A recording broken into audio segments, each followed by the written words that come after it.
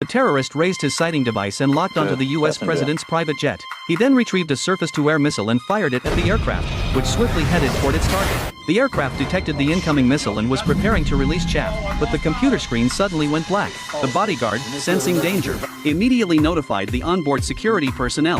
He then rushed into the president's lounge and escorted the president to safety. Before he could react, he was shoved into the escape pod. I'll find you and pick you up, Mr. President! You'll find what? See you on the ground! The bodyguard closed the hatch, pressed the launch switch, and sent the escape pod out of the plane. All the security personnel then jumped out of the plane, but their parachutes did not open.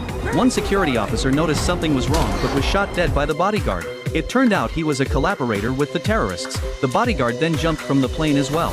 At that moment, a ground-to-air missile swiftly flew past him, striking the plane and 3 escort fighter jets in the clouds. Ultimately, the escape pod made an emergency landing in a forest. At that moment, the president was trapped inside the escape pod and was discovered by a young boy who was out hunting. The boy approached cautiously with his bow and arrow and curiously tapped on the pod's door. The president wrote a password on the escape pod's window. After entering the password, the boy quickly hid. The president then opened the door and discovered that the one who had rescued him was a young boy. Upon learning that the man was the president of the United States, the boy immediately took him away from the area. By the time the bodyguards arrived with the terrorists, the president had already vanished without a trace.